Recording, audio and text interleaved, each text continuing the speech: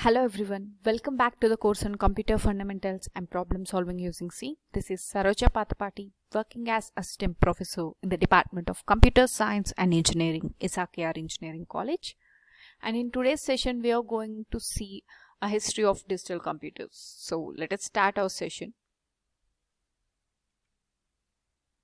So if you observe the image on your right, this is known as an abacus, and this is an earliest tool to perform computations, and it is invented by Charles Babbage in the year 1822. Then after, a scientist named Dr. John V. Attensoff and a student named Clifford Berry has invented a machine known as ABC, that is Attensoff-Berry computer, in the year 1937. But it needs an human operator to give an external wiring.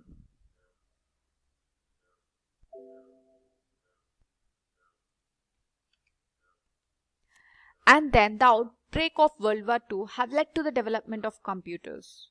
In the year of 1939, a scientist named Dr. Mauchly have visited an ABC machine and started work with one more scientist known as Presper Eckert. And they have invented a computer known as ENIAC, that is Electrical Numerical Integrator and Computer. And the project was funded by the US government, and the most important function of the machine was to perform calculations of the targets fired from the large guns.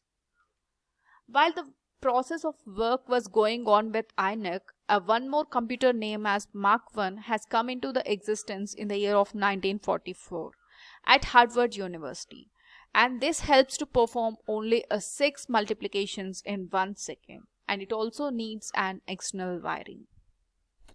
And then the second generation of computers have come into an existence, which will use transistors or semiconductors. Although a type of semiconductors have started in the year of 1948, but a complete development of it have took almost 10 years of time, which helps to reduce the size of a computer. That is, the first generation computers will almost occupy a size of a large room. So the size have been reduced to small, and the fastness of the computer have been increased somewhat better than first generation in the second generation. And there comes the third generation of computers in the year of 1960s and 70s with the help of microcircuits, right? So if you observe this is a microcircuit. The size of it is lesser than a nail, right? So this helps our computers for operating with speed and helps in capacity, and this lowers the cost of our computers. And then these chips got integrated in a circuit known as a microprocessor, and this helps in performing an arithmetic logical operations, and it controls everything in our central processing unit have been started using this. And then in the late of 1980s and 90s, right, many computers have come into an existence in which they consist of a single chip in which the entire circuits have been done, like processor, memory, and various interfaces have used with it.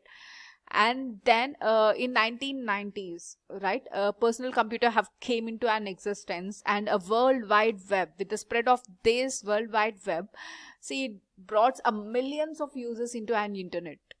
And you can compare it now, almost half of the world's population is using internet. And today's computers are very smart and very handy, just like mobiles, tablets, and much more, right? So this is about the history of digital computers. Thank you for the session, and meet in the next one.